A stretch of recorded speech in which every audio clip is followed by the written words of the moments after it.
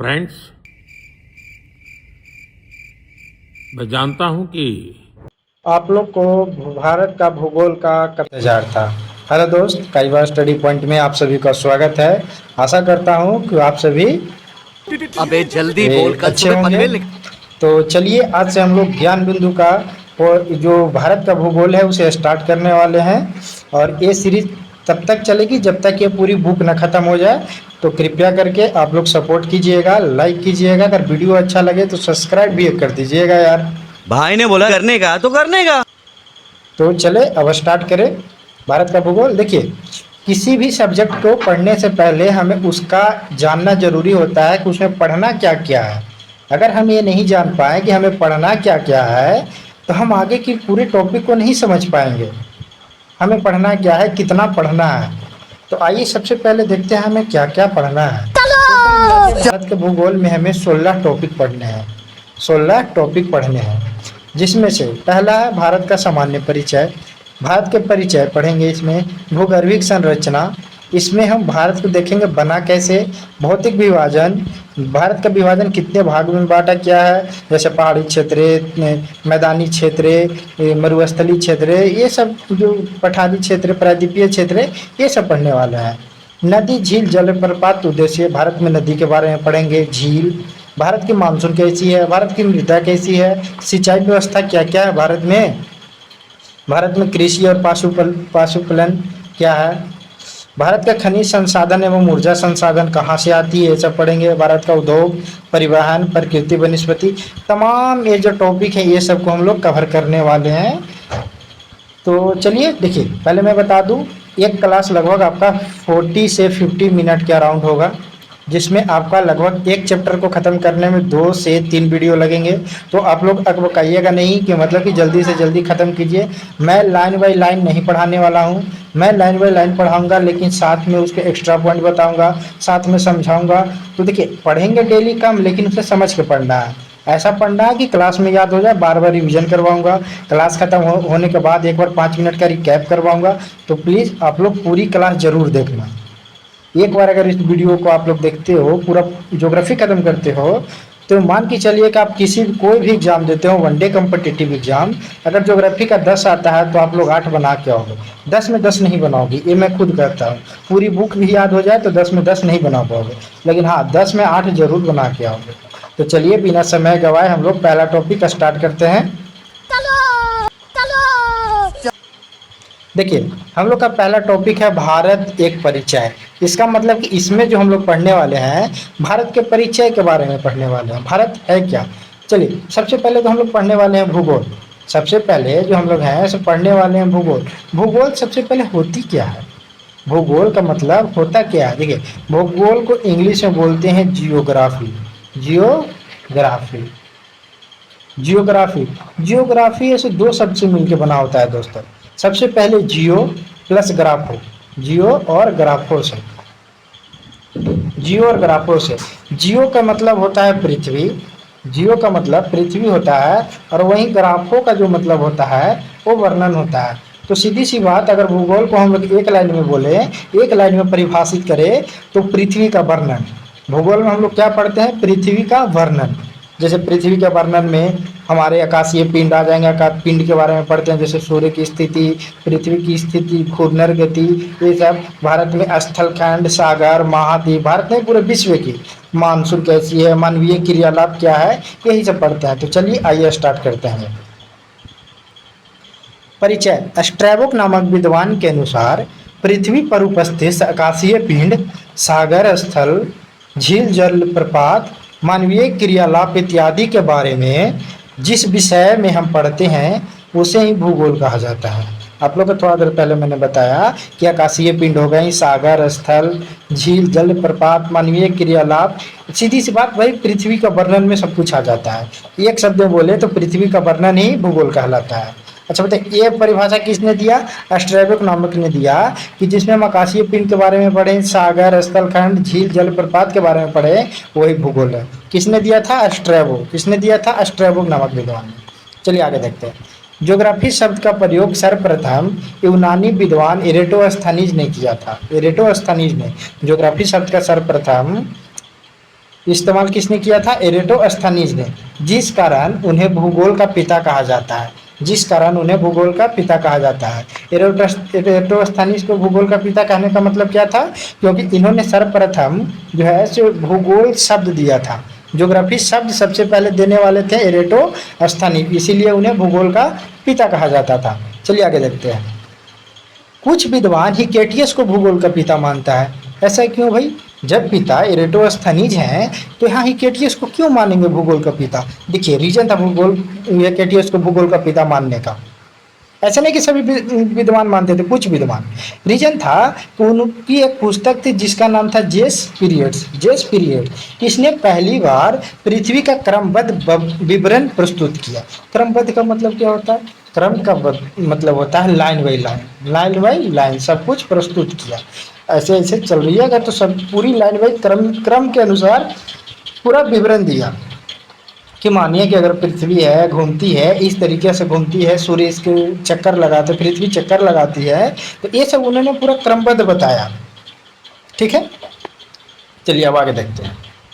Germany के भूगोल वक्ता अलेक्जेंडर वोन हम्बोल्ट, कौन? अलेक्जेंडर वोन हम्बोल्ट को आधुनिक भूगोल का जनक माना जाता है। अब ये क्या लफड़ा गया भाई? दो पिता तो ऊपर हो गए, अब तीसरा जनक यहाँ आ रहा है अलेक्जेंडर हम्बोल्ट, जो भी जर्मनी के। ऐसा क्यों? रीजन था कि क्योंकि आधुनिक काल में इन्होंने ही भूगोल की दार्शनिक एवं प्रमाणिक व्याख्या दी। अब ये दार्शनिक और प्रमाणिक व्याख्या क्या होती है? दार्शनिक व्याख्या का मतलब होता है लोगों को दिखाया, और प्रमाणिक का मतलब होता है प्रमाण किया, आंखों के सामने दिखाया, प्रमाण किया। कि अगर मान लीजिए देखिए यहाँ पे ये जो थे हिकेटियस ने तो कह दिया कि जो पृथ्वी है जो सूर्य की चक्कर लगाती है, लेकिन अलेक्जेंडर हम्बोल्ट ने उसे दिखाया और प्रमाण किया कि हाँ सच में चक्कर लगाती है। इसीलिए आधुनिक काल का जो पिता है, आधुनिक भूगोल का पिता अलेक्जेंडर हम्बोल्ट को बोलते हैं। ठीक है, चलिए अब आगे बढ़ते हैं। ज्योग्राफी ग्रीक भाषा का शब्द है, ये याद रखिएगा, ज्योग्राफी ग्रीक भाषा का शब्द है। ज्योग्राफी का दो भागों में बांटा गया है, ज्योग्राफी और ग्राफो, जियो प्लस ग्राफो, जियो प्लस ग्राफो से मिलकर बना है। इसमें जियो का अर्थ पृथ्वी तथा ग्राफो का अर्थ वर्णन होता है।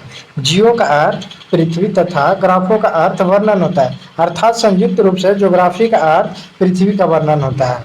ज्योग्राफी का अर्थ पृथ्वी का वर्णन होता है। तो यहाँ तक आप लोग को कुछ समझने में दिक्कत नहीं हुई होगी। अगर दिक्कत हुई होगी चलिए आगे देखते हैं, दिक्कत सारी खत्म हो जाएगी आगे बढ़ते बढ़ते।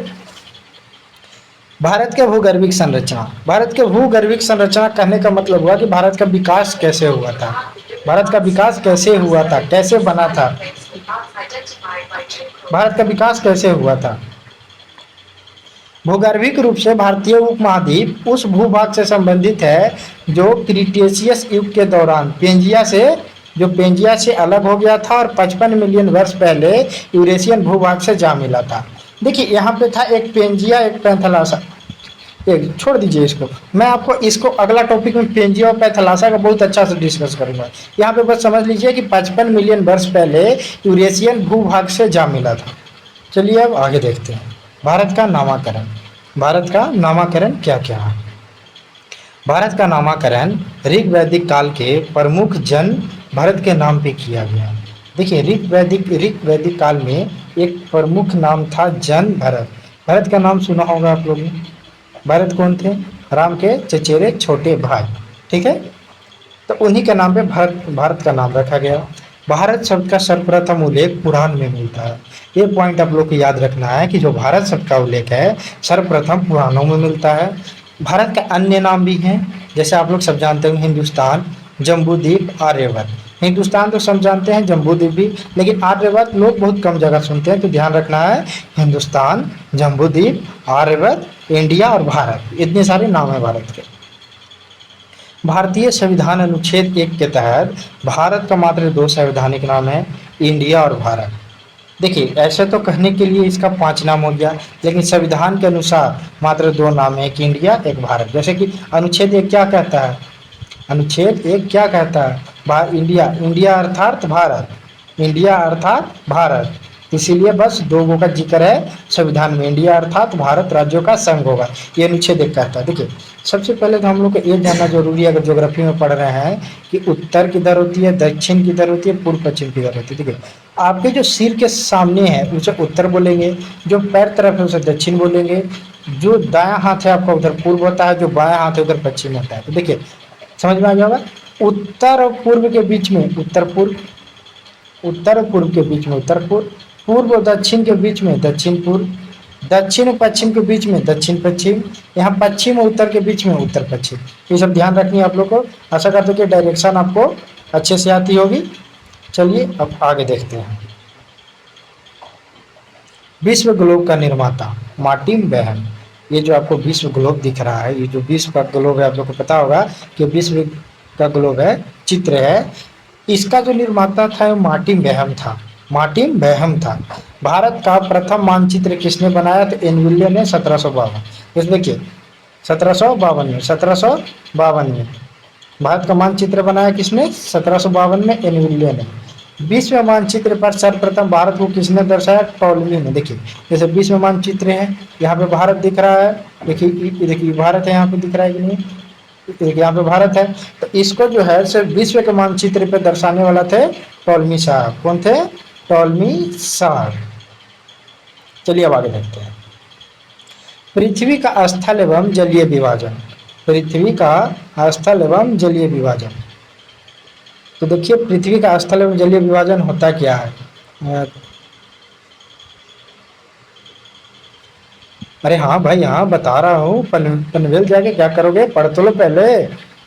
देखिए क्या है, संपूर्ण पृथ्वी के 71% भूभाग पे जल का विस्तार है तथा 29% पे स्थल का विस्तार है। जैसे ये मानिए पृथ्वी पूरी 100% है, जिसमें से 71% पे जल है और 29% पे स्थल है। ध्यान रखना है, 71 पे जल, 29 पे स्थल। पृथ्वी के मुख्यतः 7 महादेश और 5 महासागर में बांटा गया है। पृथ्वी को मुख्यतः 7 महादेश और 5 महासागर में बांटा गया है। तो आइए समझते हैं कौन कौन से 7 महादेश हैं और 5 महासागर हैं। हाँ भाई चलो चलो देखते हैं।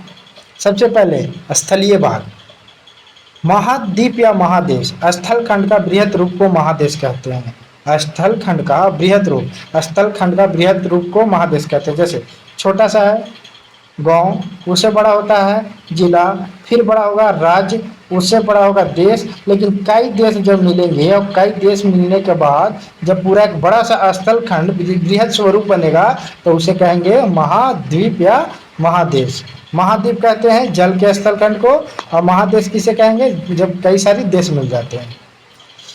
स्थल खंड के बृहद रूप को महादेश कहते हैं। स्थल खंड के बृहद रूप को महादेश कहते हैं। क्षेत्रफल के आधार पर महादेश घटते क्रम में। देखिए सबसे बड़ा है एशिया, फिर आता है अफ्रीका, उत्तरी अमेरिका और दक्षिणी अमेरिका। उत्तरी अमेरिका और दक्षिणी अमेरिका, अंटार्कटिका, यूरोप और ऑस्ट्रेलिया। सबसे पहले आता है एशिया अफ्रीका। पहला एशिया अफ्रीका। सबसे पहले याद रखना है एशिया अफ्रीका, उत्तरी अमेरिका और दक्षिणी अमेरिका, अंटार्कटिका और यूरोप, और 7वां नंबर पे ऑस्ट्रेलिया सबसे छोटा है। चलिए आगे देखते हैं। अंटार्कटिका महादेश पे मानव निवास नहीं करते हैं, जबकि जबकि अन्य सभी पर निवास करते हैं। देखिए अंटार्कटिका महादेश 7 महादेश हैं, 7 महादेश में सभी लोग निवास कर सकते हैं, लेकिन एक महादेश अंटार्कटिका महादेश पे कोई नहीं निवास कर सकता, क्योंकि यहाँ बहुत ज़्यादा ठंडी पड़ती है, लोग जम जाते हैं, बर्फ़ से ढकी हुई रहती है, इसलिए यहाँ मानव का जीवन गुजारना बहुत ज़्यादा मुश्किल है। अब अगला पॉइंट देखते हैं। विश्व के सभी देश अंटार्कटिका महादेश पे अपना अनुसंधान केंद्र खोले हुए हैं, जिस कारण इस देश को विज्ञान को समर्पित महादेश कहा जाता है। बहुत इंपॉर्टेंट है, आपको याद रखना है कि विज्ञान को समर्पित महादेश किसे कहा जाता है? तो अंटार्कटिका को। किसे कहा जाता है? अंटार्कटिका को। जैसे देखिए दक्षिणी गंगोत्री, मैत्री, भारती, ये अनुसंधान केंद्र अंटार्कटिका पे है, जो भारत का है। दक्षिणी गंगोत्री, मैत्री, भारती, और एक और भारती 2। क्या ऐसी भारती 2 एक ऐसी लॉन्च हुई है जो कि एक और अंटार्कटिका पे है, जो मुझे याद नहीं आ पा रही है अच्छे से, तो उसे आप लोग देख लीजिएगा। जैसे आपको थोड़ा देर पहले बताया कि जलीय भाग 71% है, तो इसको भी 2 भाग में बांट दिया गया, एक महासागर और दूसरा अन्य स्रोत। महासागर में पृथ्वी के कुल जल का 97% जल समाहित है महासागर में, लेकिन अन्य स्रोत जैसे हिमानी, हिमनद, नदी, झील, भूमिगत जल, वायुमंडलीय आदि, पृथ्वी के कुल 3% भी पानी इसमें सम्मिलित है। जो लोग बोलते हैं कि 3% पीने के योग है यही है, 97% पीने के योग नहीं है। तो चलिए अब आगे देखते हैं, महासागर के बारे में देखते हैं। महासागर होता क्या है? महासागर होता क्या है? जलीय भाग के बृहद स्वरूप को महासागर कहा जाता है। जलीय भाग को बृहद स्वरूप, जलीय भाग के बृहद स्वरूप के कहने का मतलब कि जहाँ बहुत सारा जल हो, जहाँ बहुत जल हो, बृहद स्वरूप दिखे, देखने में डरावना लगे, वही जो है सो महासागर है। इसकी संख्या कुल कितनी है? 5 है। महासागरों की संख्या कुल कितनी है? 5 है। सबसे बड़ा प्रशांत महासागर, सबसे बड़ा प्रशांत महासागर, जिसमें कुल महासागरीय का लगभग 46% जल है। सोचिए कि 5 महासागर है और पांचों की मिला के 100% होना चाहिए जल। आप लोग परसेंटेज पढ़ेंगे तो इतना तो समझ होगा ही, लेकिन इसमें से अकेले जो महासागर प्रशांत महासागर है 46% जल लेके बैठा हुआ है। जबकि सबसे छोटा अंटार्कटिका महासागर है, सबसे छोटा अंटार्कटिका सॉरी सबसे छोटा आर्कटिक महासागर है, सबसे छोटा आर्कटिक महासागर है। महासागर 5 गो हैं, कौन कौन? प्रशांत महासागर, अटलांटिक महासागर, हिंद महासागर, आर्कटिक महासागर और अटलांटिक महासागर और आर्कटिक महासागर। प्रशांत, अटलांटिक, हिंद, अटलांटिक और आर्कटिक। ठीक है, चलिए अब आगे देखते हैं। यहाँ पे थोड़ी गलती हो गई है भाई, तो थोड़ा सा एडजस्ट कर लीजिएगा, आप लोग को दिख रहा होगा क्लियर। भारत एशिया महादेश के दक्षिण भाग में स्थित और हिंद महासागर के शीर्ष पर स्थित है। भारत जो है एशिया महादेश के दक्षिण में है, दक्षिण के मतलब नीचे में है, और हिंद महासागर के माथे पे है, मतलब अगर हिंद महासागर यहाँ है तो इसके माथे पे है। हिंद महासागर एक ऐसा महासागर है जिसका नाम हमारे देश हिंदुस्तान के नाम पे रखा गया है। तो हिंद महासागर के नाम किसके नाम पे रखा गया है? हमारे देश हिंदुस्तान के नाम पे। ठीक है, चलिए इसको छोड़ते हैं, इसको छोड़ के आगे बढ़ते हैं। ठीक है, ओह सॉरी यार। चलिए, भारत का विस्तार उष्ण तथा शीतोष्ण कटिबंध दोनों में। भारत का विस्तार उष्ण तथा शीतोष्ण कटिबंध दोनों में। यहाँ पर मैं आप लोग को समझा ही देता हूँ कि उष्ण तथा शीतोष्ण कटिबंध दोनों में कैसे है। चलिए देखिए, ध्यान दीजिएगा, उष्ण तथा शीतोष्ण कटिबंध। देखिए, यह पूरी पृथ्वी है, इसको 2 भाग में बांट दिया। ठीक है, इसको क्या बोलते हैं? लंबी वाली लाइन को क्या बोलते हैं? लंबी वाली लाइन को क्या बोलते हैं? भुला गया था भाई, देशांतर। इसको क्या बोलते हैं? देशांतर। लंबी वाली लाइन को बोलते हैं देशांतर, और जो पड़ी हुई लाइन होती है उसको बोलते हैं अक्षांश। उसको बोलते हैं अक्षांश। ठीक है, तो देखिए भारत का जो स्थिति है ना यहाँ पे है, भारत की स्थिति यहाँ पे है, भारत की स्थिति यहाँ पे है। बोले कि कौन से देशांतर में है? तो पूर्वी देशांतर है। देखिए भारत की स्थिति ये साइड, तो ये साइड क्या है? पूर्व है। देशांतर कौन सा है? पूर्वी है। अक्षांश कौन सा है? भारत का जो है अक्षांश कौन सा है? उत्तरी है। भारत का अक्षांश उत्तरी है, देशांतर पूर्वी है। ठीक है, यहाँ पे याद रखिएगा, देशांतर पूरब की ओर और अक्षांश। देखिए अक्षांश से है, तो अक्षांश के हिसाब से भारत इसके उत्तर में है, तो उत्तरी अक्षांश है। और देशांतर है, और देशांतर के हिसाब से भारत पूरब में है, तो पूर्वी देशांतर है। ठीक है, ध्यान रखिएगा। तो क्या होता है यहाँ पे देखिए, ये देखिए, ये 0 डिग्री है जो बीच काट रही है, जो ये वाली रेखा, और भारत ऐसे काटा हुआ है, तो भारत की स्थिति देखिए यहाँ पे है। तो यहाँ पे देखिए दोनों दिख रहा है, शीतोष्ण कटिबंध और उष्ण कटिबंध। तो बात यही बोला है कि जो भारत का विस्तार है उष्ण तथा समशीतोष्ण कटिबंध दोनों में है। ठीक है, कर्क रेखा के दक्षिण में स्थित भारतीय राज्य उष्ण कटिबंध में है, और वहीं कर्क रेखा के उत्तर में स्थित भारतीय राज्य समशीतोष्ण कटिबंध में है। ठीक है, आइए अब देखते हैं आगे। भारत का अक्षांशीय एवं देशांतरीय विस्तार। भारत का अक्षांशीय एवं देशांतरीय विस्तार। सबसे पहले देखेंगे अक्षांश रेखा क्या है। पृथ्वी के केंद्र में विषुवत रेखा का आधार मानकर मापी गई कोणीय दूरी को अक्षांश रेखा कहते हैं, तथा समान अक्षांश के मिलने वाली रेखा को अक्षांश रेखा कहते हैं। देशांतर रेखा, देखिए पहले अक्षांश समझा दें। देखिए ये जो लाइन है इसे 0 डिग्री बोलते हैं, विषुवत रेखा। इसी को बोलते हैं जो पड़ी हुई लाइन होती है, जो पृथ्वी को बीचों बीच 2 भाग में बांटती है, पड़ी हुई लाइन को बोलते हैं अक्षांश, और जो खड़ी हुई लाइन होती है उसे बोलते हैं देशांतर। इस बात को ध्यान रखना है। ठीक है, चलिए अब आगे देखते हैं। भारत का अक्षांशीय विस्तार बहुत इंपॉर्टेंट है, इसको मार्क करके लिख लीजिएगा आप लोग। भारत का अष्टांकीय विस्तार, भारत में उत्तरी गोलार्ध, भारत का उत्तरी गोलार्ध 8 डिग्री 4 मिनट उत्तरी अक्षांश और 37 डिग्री 6 मिनट उत्तरी अक्षांश के बीच है। देखिए भारत का जो है अक्षांशीय विस्तार 8 डिग्री 4 मिनट उत्तरी अक्षांश से लेकर 37 डिग्री 6 मिनट उत्तरी। देखिए अब यहाँ पे बोलिएगा इसको बोलते हैं 0 को डिग्री और यहाँ पे इसको बोलते हैं मिनट। और इसको जैसे एक है तो मिनट, दो को है तो क्या सेकेंड, दो को रहेगा तो सेकेंड। जैसे 8 डिग्री 4 मिनट 3 सेकेंड ऐसे रहता है, ऐसे इसको बोल सकते हैं। डबल पाई होगा तो सेकेंड, 1 पाई होगा तो मिनट और 0 होगा तो डिग्री, ध्यान रखिएगा। तो भारत का जो है अक्षांशीय विस्तार 8 डिग्री 4 मिनट से लेके 37 डिग्री 6 मिनट उत्तरी अक्षांश है, ध्यान रखना है इस बात को। चलिए आगे बढ़ते हैं। भारत का देशांतरीय विस्तार क्या है? भारत का देशांतरीय विस्तार, भारत पूर्वी देशांतर में है।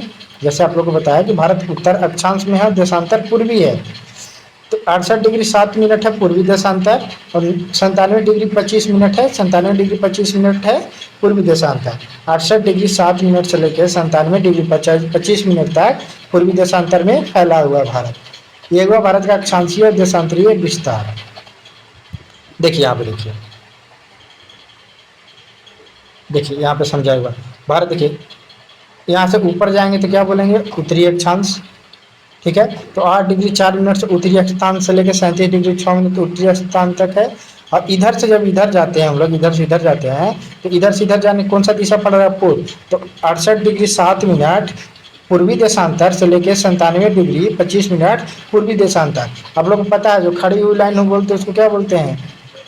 क्या बोलते हैं? अक्षांश। और जो पड़ी हुई लाइन है उसको देशांतर, ठीक है।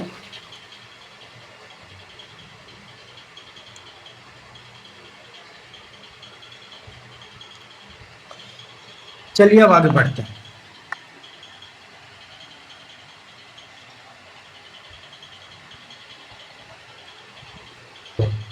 आगे देखते हैं भारत उत्तरी गोलार्ध और पूर्वी देशांतर में स्थित है। देखिए आप लोग यहाँ पे एक बात समझा देते हैं अच्छा से। उत्तरी गोलार्ध और पूर्वी देशांतर, देखिए ये पूरा बीच में है, ठीक है। इसको हम 2 भाग में बांटते हैं ऐसे, इस तरीका से, ठीक है। ये पूरा गोलार्ध है, मतलब गोला है पृथ्वी का, ठीक है। अब बोलता है कि भारत उत्तरी गोलार्ध और पूर्वी देशांतर। गोलार्ध की स्थिति में कहाँ पे है? उत्तर में। जैसे गोला को 2 भाग में बांटे तो गोलार्ध हो गया।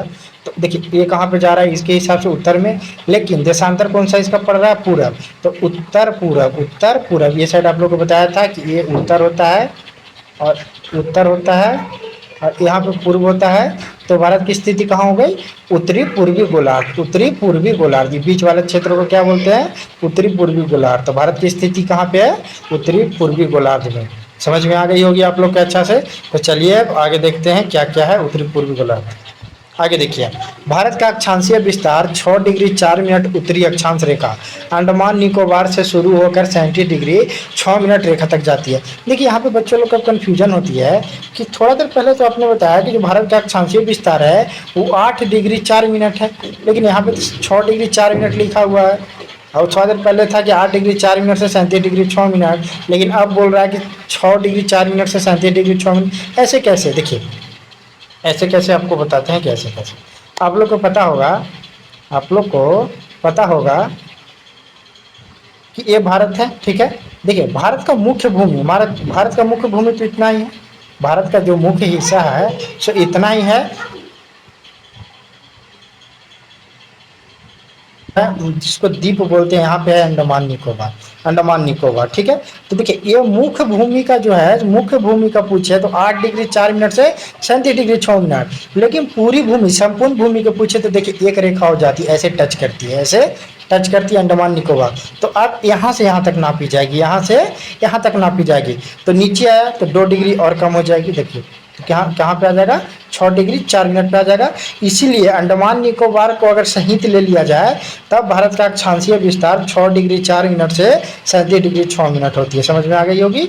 लेकिन वही अंडमान निकोबार को छोड़ दिया जाए, अंडमान निकोबार को अगर छोड़ दिया जाए जैसे अंडमान निकोबार को वही छोड़ दिया जाए, ये यहाँ पे अंडमान निकोबार है, इसको छोड़ दिया जाए तो यहाँ से यहाँ मुख्य भूमि का हिस्सा 8 डिग्री 4 मिनट से 37 डिग्री 6 मिनट। लेकिन अगर अंडमान निकोबार के ले लिया जाए तो 6 डिग्री 4 मिनट से, कौन मादरचोद बोल रहा है रे,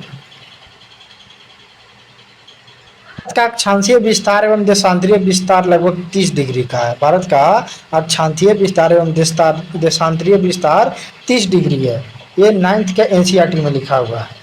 भारत में संपूर्ण 179 अक्षांश रेखा, जिसमें से 79 उत्तर में, 89 उत्तर में, 89 दक्षिण में, एक मध्य रेखा तथा 360 देशांतर रेखा में बांटा गया है। 0 डिग्री अक्षांश रेखा को विषुवत या भूमध्य रेखा कहते हैं। यह पृथ्वी के 2 बराबर भाग हिस्सों में बराबर में बांटता है। जैसे देखिए ये गोलार्ध है, ठीक है। ये जो बीच वाली जो हिस्सा है जो पृथ्वी के 2 भागों में बांटता है, इसको 0 डिग्री बोलते हैं, इसको 0 डिग्री बोलते हैं, जिसका दूसरा नाम है भूमध्य। भू के पृथ्वी के मध्य से होकर गुजरने वाली रेखा को भूमध्य रेखा बोलते हैं या विषुवत रेखा बोलते हैं या 0 डिग्री अक्षांश रेखा बोलते हैं। 3 नाम जो पृथ्वी को 2 बराबर भागों में बांटता है। 0 डिग्री देशांतर भी पृथ्वी के 2 बराबर भाग में बांटता है, पूर्वी देशांतर और पश्चिम देशांतर में, ठीक है। भारत का सबसे उत्तरी बिंदु इंदिराकोल जो 37 डिग्री 6 मिनट उत्तरी अक्षांश लद्दाख में है। वैसे आप लोग को मैंने यहाँ समझाया था, ये हुआ भारत का संपूर्ण विस्तार, ये हुआ भारत का संपूर्ण विस्तार। बोला कि भारत का जो सबसे उत्तरी पॉइंट है यहाँ पे है लद्दाख में, जिसका नाम है इंदिराकोल, जिसका नाम है इंदिराकोल, इंदिराकोल, यहाँ पे है इंदिराकोल, ठीक है। और सबसे जो नीचे है, सबसे नीचे है Indira point, Indira point, Indira point. और अगर सबसे पूर्वी बिंदु की बात किया जाए तो ये अरुणाचल प्रदेश में पड़ता है किवीथू, किवीथू पड़ता है जो ये अरुणाचल प्रदेश में। और सबसे पश्चिमी की बात किया जाए तो गुजरात में पड़ता है गुहार मोती, गुहार मोती, गुहार मोती, ध्यान रखना है, ठीक है। चलिए अब आइए इसका कॉन्सेप्ट देखिए, याद हो गया होगा। चलिए कॉन्सेप्ट अब देखते हैं। सबसे उत्तर में है इंदिराकोल, सॉरी, हाँ ठीक है, इंदिराकोल सबसे उत्तर में है इंदिराकोल जो कि 37 डिग्री 6 मिनट पे है, 37 डिग्री 6 मिनट उत्तरी अक्षांश पर लद्दाख में है। लेकिन सबसे दक्षिण बिंदु है इंदिरा पॉइंट या पिगमेलियन पॉइंट जो कि 6 डिग्री 4 मिनट पे स्थित है। लेकिन मुख्य भूमि के जब पूछे तो केप कोमोरिन, कन्याकुमारी, तमिलनाडु में। देखिए यहाँ पे लोग को एक दिक्कत आती है समझने में, और वो दिक्कत सबको आती है, स्टार्टिंग में हमें भी आई थी। देखिए दक्षिण के दो पॉइंट है, दक्षिण के 2 हैं। आप लोग को थोड़ा देर पहले बताया कि भारत का एक मुख्य भूमि, तो मुख्य भूमि तो यहीं तक है, लेकिन यहाँ तक फैला हुआ है कौन, अंडमान निकोबार यहाँ तक। लेकिन जब पूछे कि मुख्य भूमि का सबसे दक्षिणी पॉइंट कौन है तो आपको बताना है केप कोमोरिन, केप कोमोरिन। लेकिन जब पूछे भारत का संपूर्ण दक्षिणी विस्तार कौन सा जिसका नाम क्या है, तब बताना है इंदिरा पॉइंट, इंदिरा पॉइंट, तब बताना है आप लोग को इंदिरा पॉइंट। समझ में आ गया। केप कोमोरिन कब बताना है, इंदिरा पॉइंट कब बताना है, जब मुख्य भूमि पूछे तो मुख्य भूमि तो यहीं तक है तो 8 डिग्री 4 मिनट मतलब केप कोमोरिन। और जब पूछे कि संपूर्ण विस्तार मतलब कि 6 डिग्री 4 मिनट, तब ये हो जाएगा हमारा इंदिरा पॉइंट, ठीक है। इस बात को आप लोग को ध्यान रखना है। चलिए आगे बढ़ते हैं। भारत का सबसे पूर्वी बिंदु है किवीथू जो कि अरुणाचल प्रदेश में है। आप लोग को मैंने बताया कि जो भारत का सबसे पूर्वी बिंदु किवीथू है जो कि अरुणाचल प्रदेश में पड़ता है, और सबसे पश्चिमी गुहार मोती जो कि गुजरात में पड़ता है, ठीक है। चलिए अब आगे देखते हैं। भारत का सबसे पश्चिम बिंदु गुहार मोती जो कि कच्छ जिला गुजरात में पड़ता है। कौन सा जिला, कच्छ जिला। चलिए अब आइए देखते हैं। कर्क रेखा, कर्क रेखा किसे कहते हैं, नाम तो बहुत सुना होगा आप लोग ने कि कर्क रेखा क्या है। कर्क रेखा 23.5 डिग्री उत्तरी अक्षांश को कर्क रेखा कहा जाता है। यह भारत के लगभग मध्य से होकर गुजरता है और भारत के 2 बराबर भागों में बांटता है, उत्तरी और दक्षिणी भाग। देखिए कर्क रेखा, ये जो आपको दिख रहा है ये कर्क रेखा है, ये जो आपको दिख रही है ये कर्क रेखा है। तो देखिए लगभग भारत के 2 बराबर हिस्सों में बांट रहा है या नहीं, तो बस यही कर्क रेखा जो भारत के बीच में से होकर गुजरता है। और ये 23.5 डिग्री, कितना डिग्री, 23.5 डिग्री, 23.5 डिग्री उत्तरी अक्षांश, 23.5 डिग्री उत्तरी अक्षांश को ही कर्क रेखा बोलते हैं, ठीक है। कर्क रेखा भारत के 8 राज्य से होकर गुजरती है, जो पश्चिम से पूर्व है। देखिए आप दिखाते हैं आपको कर्क रेखा भारत के 8 राज्यों से कौन से होकर गुजरती है। देखिए आप लोग को पता होगा यहाँ पे गुजरात है, सबसे पहले तो यहाँ पे राजस्थान की हिस्सा टच करती है, यहाँ पे नहीं आपको दिखेगी, मैं आपको दिखाता हूँ। अगर इसमें मानचित्र होगा भारत का पूरा लिखा हुआ नाम के साथ तो मैं आपको दिखाऊंगा। नहीं है भाई, लगता है मेरे को कि नहीं है, नहीं है, लगता है नहीं, नहीं है, नहीं है। मुझे लगा कि दिया हुआ होगा तो मैं आप लोग को बता देता कि कहाँ पे कौन कौन सा है, साथ में दिखा भी देता। चलिए नहीं है, चलिए कोई दिक्कत नहीं है, मैं आपको नेक्स्ट वीडियो में समझा दूंगा कि कहाँ पे है। बस याद रख लीजिए कि कर्क रेखा 8 राज्यों से होकर गुजरती है। सबसे पहले गुजरात, राजस्थान, मध्य प्रदेश, छत्तीसगढ़, झारखंड, पश्चिम बंगाल, मिजोरम, एक और पूछिए, मिजोरम, त्रिपुरा, ऐसे होकर गुजरती है। एक इसमें नहीं दिया गया है, 1 2 3 4 5 6 7 8 अब जगह। इसका शॉर्ट ट्रिक याद क्या है, गरम छाछ। ग से गुजरात, र से राजस्थान, म से मध्य प्रदेश, छ से छत्तीसगढ़, झारखंड, पी पी तृप्ति मिलेगी, पी से पश्चिम बंगाल और तृप्ति से त्रिपुरा। ठीक है, ये आप लोग का ध्यान रखना है। इस पॉइंट को आप लोग देख लीजिएगा कि कर्क रेखा के उत्तर में 12 राज्य हैं, कर्क रेखा के उत्तर में 12 राज्य हैं, कर्क रेखा के दक्षिण में 8 राज्य हैं। ये बस आप लोग देख लीजिएगा, याद करने की जरूरत नहीं है। अब देखिए अंतर्राष्ट्रीय तिथि रेखा, अंतर्राष्ट्रीय तिथि रेखा, अंतर्राष्ट्रीय तिथि रेखा क्या है। यह प्रशांत महासागर के मध्य 180 डिग्री देशांतर पर उत्तर से दक्षिण की ओर खींची गई एक रेखा है। देखिए जो दिख रही है, उत्तर से दक्षिण की ओर खींची गई एक रेखा है 180 डिग्री। पता है कि 180 डिग्री ऐसे बोलते हैं, 90 डिग्री अगर यही ऐसे हो जाए वैसे हो जाए तो 90 डिग्री, और 360 डिग्री मतलब पूरा गोल। ठीक है, तो ये जो पूरा सीधी लाइन है इसको 180 डिग्री बोलेंगे। ठीक है, चलिए तो आज हम लोग यहीं तक रहने देते हैं, क्योंकि बहुत ज़्यादा हो रहा है। अगर कुछ ज़्यादा पढ़ लिया जाए एक बार में तो आप लोग को समझ में भी नहीं आएगा क्या होगा कैसे नहीं होगा। तो चलिए इसको छोड़ते हैं, बस खाली 5 मिनट का एक माइंड अथी कर लेते हैं, रिकैप कर लेते हैं इसको, क्या क्या अभी तक हम लोग ने पढ़ा। तो चलिए, बस पढ़ना कम है, रिविज़न ज़्यादा करना है, पढ़ना कम है और रिविज़न ज़्यादा करना है। तो सबसे पहले 1 मिनट, इसको थोड़ा सा टाइम लगेगी, हाँ खत्म हो जाए यार। देखिए सबसे पहले आपको बताया कि भूगोल का पिता कौन है, तो भूगोल का पिता जो है इरेटोस्थनीज है। ठीक है, भूगोल के किसने क्रमबद्ध पृथ्वी का वर्णन किया, तो हिकेटियस ने किया था। क्रमबद्ध पृथ्वी का वर्णन हिकेटियस ने किया था, जिनकी पुस्तक क्या था, जेम्स पीरियड्स। जेम्स पीरियड्स, इसका नाम था जेम्स पीरियड, जेस नहीं था यहाँ, जेम्स पीरियड्स था। ठीक है, जर्मनी के भूगोलकर्ता थे अलेक्जेंडर हमबोल्ट, उन्हें आधुनिक भूगोल का पिता माना जाता है, क्योंकि उन्होंने दार्शनिक और प्रमाणिक व्याख्या दी थी। ज्योग्राफी 2 शब्द से मिलकर बना है, जियो प्लस ग्राफो। जियो का मतलब होता है पृथ्वी और ग्राफो का मतलब होता है वर्णन। ठीक है, ध्यान रखना है। भारत का नामकरण आप लोग को याद होगा, ऋग वैदिक काल में जन भारत के नाम पे किया गया है। पुराण में सबसे पहले उल्लेख मिलता है भारत के 3 नाम, जम्बूद्वीप, हिंदुस्तान और आर्यभट्ट, लेकिन संविधान के अनुसार 2 गो, इंडिया और भारत। ठीक है, अब आगे देखते हैं। विश्व ग्लोब के निर्माता मार्टिन बेहम, विश्व ग्लोब के निर्माता मार्टिन बेहम। वहीं बात करें तो भारत का प्रथम मानचित्र बनाया था एनविले 1752 में, और विश्व मानचित्र पर सर्वप्रथम भारत को दर्शाया टॉलमी ने। ठीक है, ध्यान रखना। ओ सॉरी यार,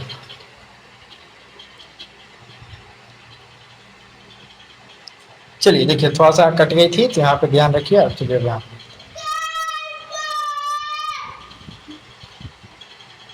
चलिए इस क्लास को थोड़ा यहीं पर रोकते हैं, कुछ प्रॉब्लम आ गई है, कुछ बच्चे लोग आ गए हैं तो शोर ज़्यादा हो रही है। कल जब मैं पार्ट 2 इसका स्टार्ट करूंगा तो पहले मैं रिवीजन करवा दूंगा, उसके बाद ही मैं पार्ट 2 स्टार्ट करूंगा। तो आज का क्लास आप लोगों को कैसा लगा, प्लीज़ 1 to 5 रेट करके ज़रूर कमेंट में बताएं कैसा लगा। अगर कुछ सुधारने की ज़रूरत है तो मुझे बताइए कि इसमें क्या सुधार किया जा सकता है, और कुछ आप लोग को जो दिक्कत हो वो मुझे ज़रूर बताइएगा। तो चलिए आज की क्लास यहीं पे ख़त्म करते हैं, कल मिलते हैं एक नए वीडियो के साथ।